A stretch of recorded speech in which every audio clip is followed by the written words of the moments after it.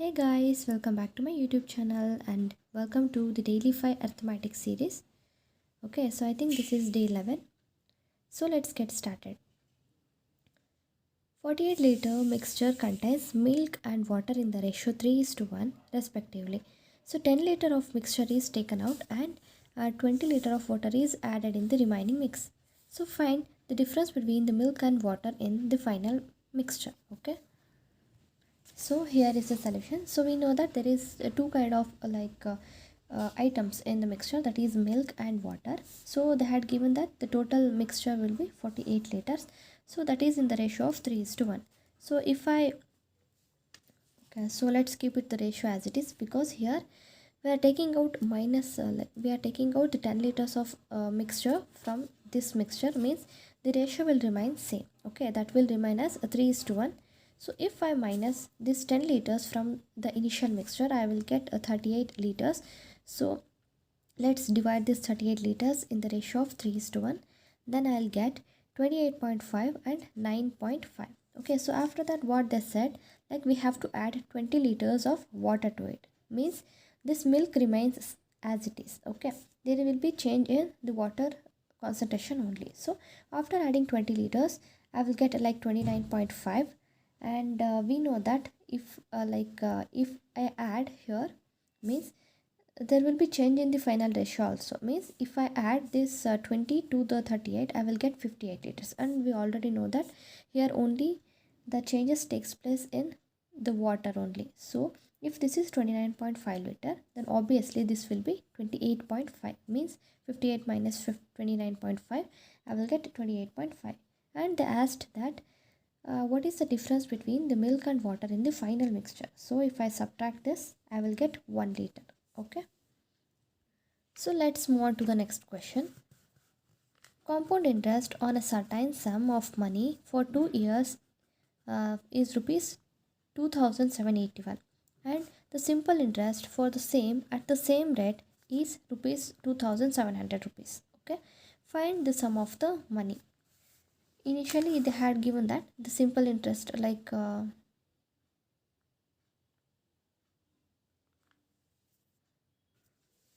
so here you can see in this part I have written 13500, because in the question they have mentioned that the simple interest is same for the same rate of 2700, means for same time only, means for 2 years only the simple interest is same. That means the total simple interest generated in 2 years will be 2700. Therefore the interest in first year will be this by 2. Okay, so equal amount of interest is achieved on every year in the simple interest. So that's why I have written 13500 and 13500 year. Okay, and we also know that usually in the first year the compound interest or the simple interest, it is the same actually. So that's why I have written the first year interest as 13500. And if I subtract this 13500 1350 from 2700, sorry, it's not 1350, it's 1350. Okay, so what here what I did here is that, so since I have already told you that the simple interest for the since I already told you that the interest for the simple interest and compound interest for the first year will be same, that's why I have written 1350 here. And if I subtract this 1350 from 2781, I will get what I will get, I'll get 1431. Okay, so for simplification purpose what I will do, I will write it as 1350 plus 81. Okay, so this is the 81, which is the interest which is achieved for this amount. Next, so if I write 81 divided by 1350 into 100, I will get 6%. So since from this to this the interest also same, and this interest also calculated for this amount will be also same. So that's why this is 6%. So if 6% is 1350, therefore the 100% will be 22500. Then next question, average of 10 persons is 50 kg. A person left the group and average weight decreases by 1 kg. So if one new person joins the group of remaining people, then the average weight of the group becomes 52 kg. So find the difference between the weight of a person who left the group and the person who joined the group. So here you can see initially the average was 50. Okay, so one person goes out. Okay, and while going out, what he will do, like the average reduces by 1 kg, means he will take 1 kg along with him. So like that you have to assume. So therefore 1 into 9 will be 9. So therefore then the what is that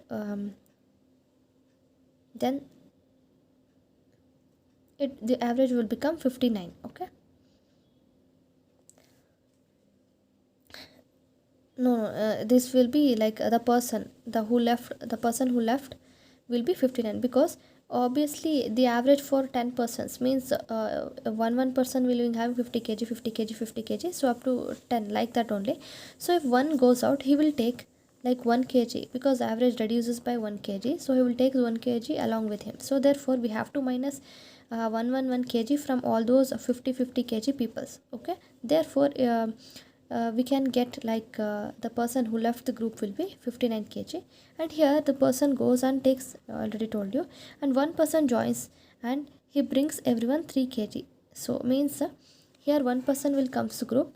uh, okay, the average group increases, it will become 52 kg, means earlier it was 49 kg, then it got increases to 52 kg. That means there is an increase of 3 kg, and that was done by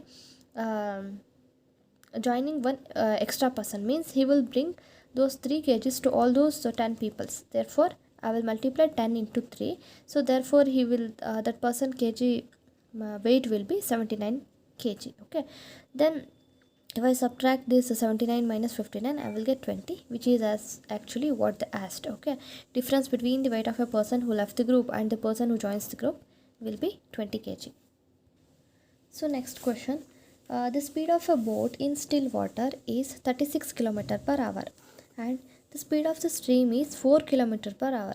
If the boat takes 24 minute more time to cover the x distance in upstream as compared to the downstream, find the value of 2x. Okay, see, this is the downstream speed, this is the speed of the stream, this is the speed of the boat in still water, this is the speed of the stream, and speed of the boat in like upstream speed this is. Okay, so here since they had given that 36 km per hour will be the speed of the boat in still water, so I have written 36 here. And they also mentioned that the speed of the stream will be 4 km per hour, so therefore this will be 4, and from this I can write it like the downstream speed as 40, and this is 36 minus 4 32. Okay, and from this we can like calculate the ratio here. See, if I simplify this, I will get 5:4, since both upstream and downstream they are traveling the same distance, that's why I have taken the ratio of the speed and time. So here if the speed ratio is 5:4, then the time ratio will be 4:5. And also they had given that if the boat takes 24 more time to cover the distance in upstream compared to downstream, means so this difference will be, this 1 unit will be equal to 24 minute. Okay, so therefore, so if I multiply any one like 4 unit or 5 unit, let's take 5 unit, 5 into this 1 unit value will be equal to like 24 into 5 will be 120. So here you can see like I got the time and here I have the speed. So if I multiply speed into time, I will get a distance which is they actually asked. So this d will be equal to, I am taking this 32 which is upstream speed into the time. Since it is in a minute, I will convert it into hour, because everything is in hour row. So that's why I will multiply it with divided by 60. Okay, therefore the distance will be 64 km. So let's solve the last question.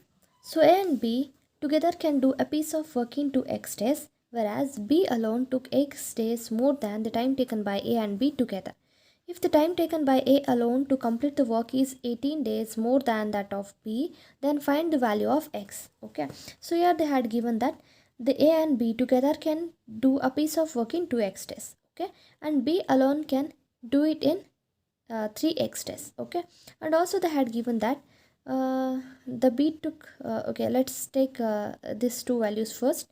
Okay, so if I take the LCM, so then I will get here 6x. Okay, so I will get the individual efficiencies of a, b and b. So if the b having the efficiency 2, therefore the efficiency of a will be 1. And also they had given that